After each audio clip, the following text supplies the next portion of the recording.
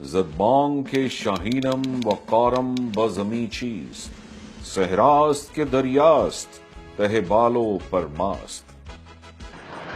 دفاع پاکستان کے درخشندہ کارناموں سے مزین پاک فضائیہ کا شمار دنیا کی بہترین ایئر فورسز میں ہوتا ہے۔ اس کی برتری اور مہارت اس کے بہادر سپاہیوں کی فہم و فراست اور تمام شعبوں کے مربوط نظام سے عبارت ہے۔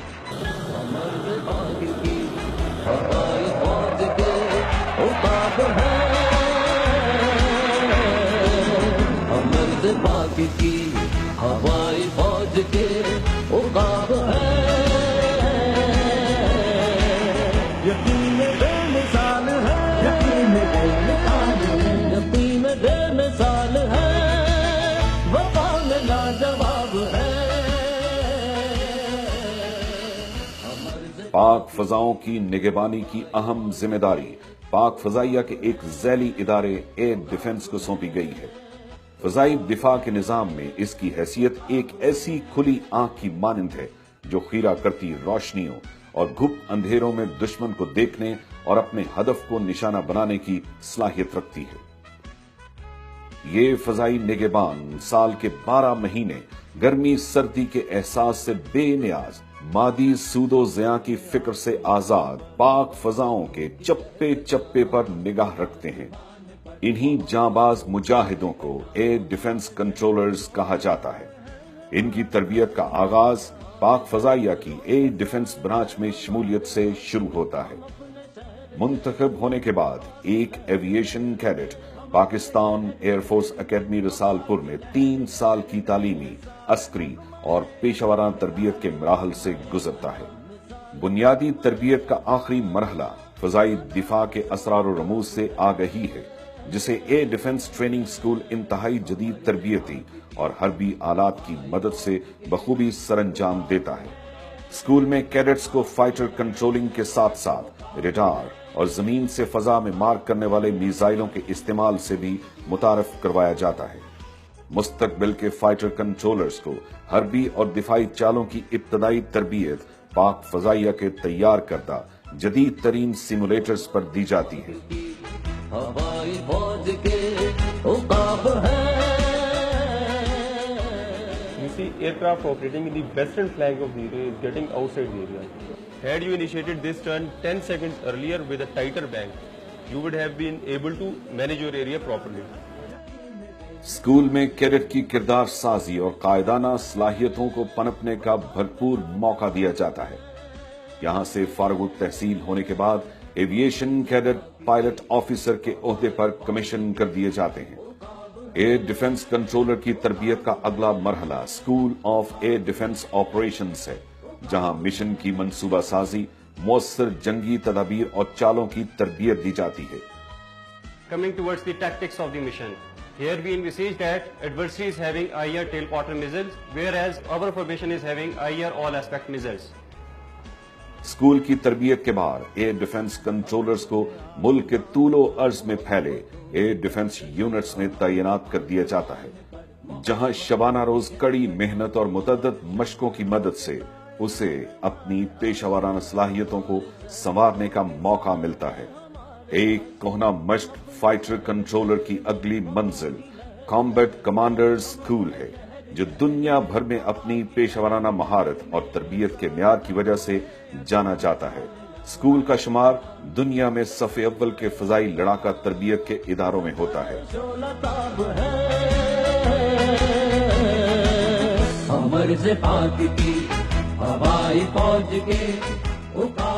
کامبیٹ کمانڈر اسکول میں پاک فضائیہ کے فائٹر پائلٹس اور فائٹر کنٹرولرز کو ایک ساتھ فضائی جنگی تدابیر اور مشن کی منصوبہ سازی کی اعلیٰ تربیت سے آراستہ کیا جاتا ہے۔ کامبیٹ کمانڈر اسکول سے فارغ التحصیل فائٹر پائلٹس اور فائٹر کنٹرولرز اپنے اپنے پیشے میں فنی مہارت کے ساتھ ساتھ ایک مضبوط کامبیٹ ٹیم میں مربوط ہو جاتے ہیں، اور یوں فائٹر کنٹرولر کامبیٹ کنٹرولر کا اعزاز حاصل کر پاتا ہے۔ بلا شبہ یہ ٹیم ملک و قوم کے لیے ایک قیمتی اثاثے سے کم نہیں۔ پاک فضاؤں کا دفاع ایک انتہائی اہم اور مقدس فریضہ ہے، اور پاک فضائیہ کے لیے تو یہ بنیادی فرض کی اہمیت رکھتا ہے۔ یہی وجہ ہے کہ پاک فضائیہ کے سربراہ کمانڈر پاکستان ایئر ڈیفنس کے عہدے پر مامور ہیں۔ میں بحیثیت air officer commanding air defence پورے یقین اور اعتماد کے ساتھ کہہ سکتا ہوں کہ پاک فضاؤں کا دفاع ناقابل تسخیر ہے، اور وقت پڑنے پر پاک فضائیہ کے ایئر ڈیفنس کا یہ دستہ قوم کے لیے نوید اور دشمن کے لیے پیام اجل ہوگا انشاءاللہ۔ فضائی نگرانی کے نظام میں مختلف نوعیت کے radar, mobile observer units, air defence alert پر موجود لڑاکا طیارے اور زمین سے فضا میں مار کرنے والے میزائل ملک کے طول و عرض میں پھیلے ہوئے ہیں۔ یہ امر قابل ذکر ہے کہ زمین اور سمندر سے فضا میں مار کرنے والے پاکستان کی بری اور بحری افواج کے میزائلوں کا کنٹرول بھی پاک فضائیہ کے ایئر ڈیفنس کنٹرولر ہی کی ذمہ داری ہے۔ خیبر پختونخوا کے برف پوش پہاڑ ہوں یا پنجاب کے زرخیز میدان، سندھ کے تپتے صحرا ہوں یا بلوچستان کے سنگلاخ پہاڑ، مادر وطن کی ساحلی پٹی ہو یا بحیرہ عرب کے پانیوں کے ڈھانپنے والی فضا، ایک ایئر ڈیفنس کنٹرولر کی نگاہ 24 گھنٹے فضائی نگرانی کے اس نظام کو بروئے کار لاتے ہوئے فضائی حدود کی حفاظت کرتی ہے۔ اس کے ساتھ ساتھ دفاعی نگرانی پر مامور ایویکس طیارے دشمن کو اس کی اپنی حدود میں دور تک دیکھنے اور اس کے مذموم ارادوں کو خاک میں ملانے کے لیے ہمہ وقت تیار رہتے ہیں۔ کسی بھی فضائی دفاع کے نظام کو مؤثر بنانے کے لیے کمانڈ اینڈ کنٹرول سسٹم کی ضرورت ہوتی ہے۔ پاک فضائیہ نے جہاں خود انحصاری مہم کے تحت JF-17 تھنڈر جیسے جدید لڑاکا طیارے کے وجود کو ممکن بنایا، وہیں air defence command and control system بھی ملکی سطح پر تیار کر کے حربی خود انحصاری کو دوام بخشا۔ اس کمانڈ اینڈ کنٹرول سسٹم کے ذریعے سینکڑوں میل دور سے ریڈاروں اور میزائلوں کا کنٹرول مرکزی طور پر کیا جاتا ہے۔ یہ جدید command and control system Pakistan کی فضائی حدود کی حفاظت کو یقینی بنانے کے لیے جغرافیائی بنیادوں پر تقسیم مختلف سیکٹرز میں نصب ہیں۔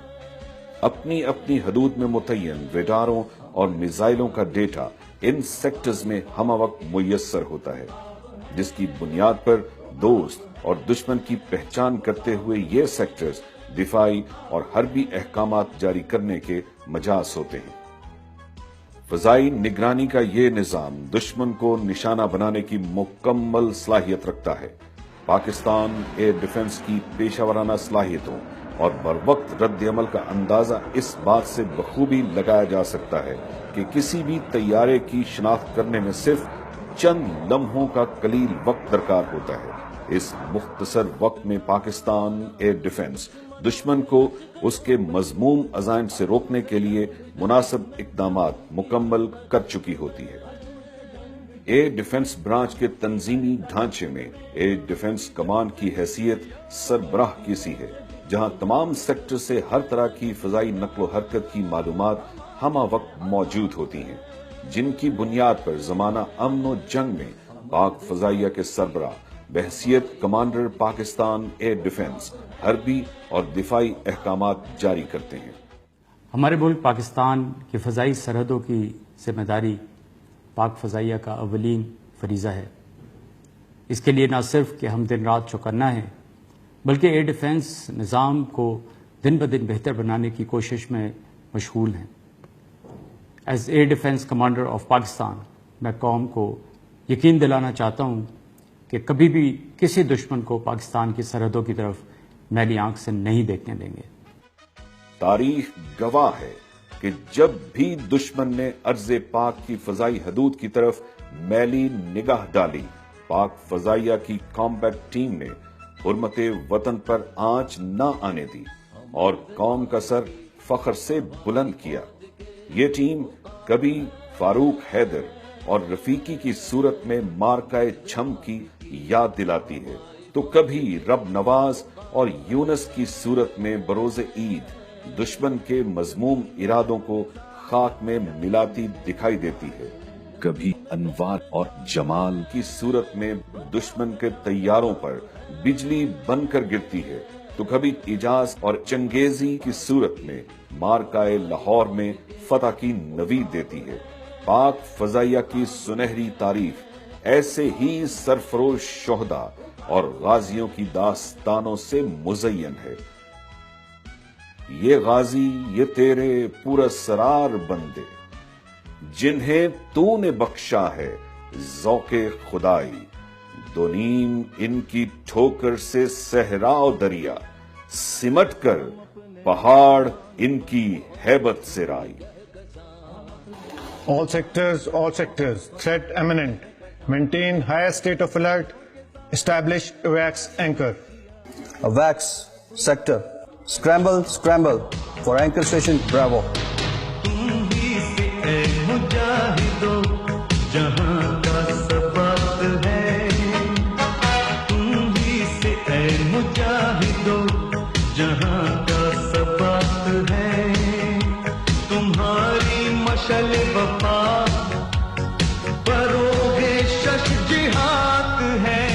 Sir, I'm pending number of enemy aircraft heading towards our border. ADA, this is sector. Scramble. Hot scramble 2, bearing 090, Windows 120. قسم اس وقت کی جب وقت ہم کو آزماتا ہے، جوانوں کی زباں پر نعرہ تکبیر آتا ہے۔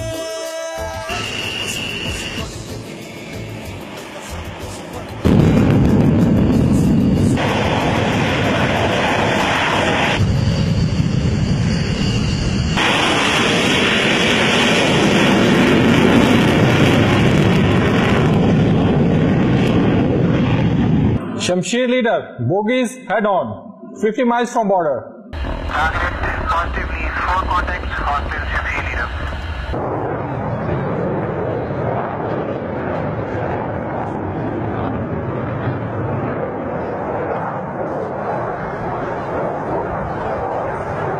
Roger, Thunder 1 and 2 in position, permission to shoot.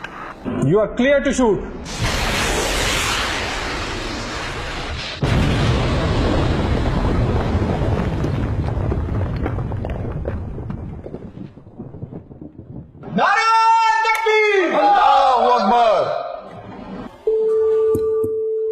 SAM controller, some bogies are turning towards you. You are free to engage. Roger, contact with the targets. Taking on.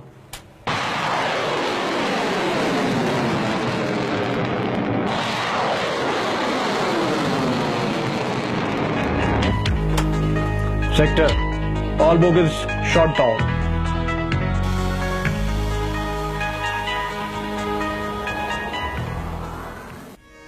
ہم دھوپ میں مانندے دیوار کھڑے ہیں، کچھ سایہ نشینوں سے بہرحال بڑے ہیں۔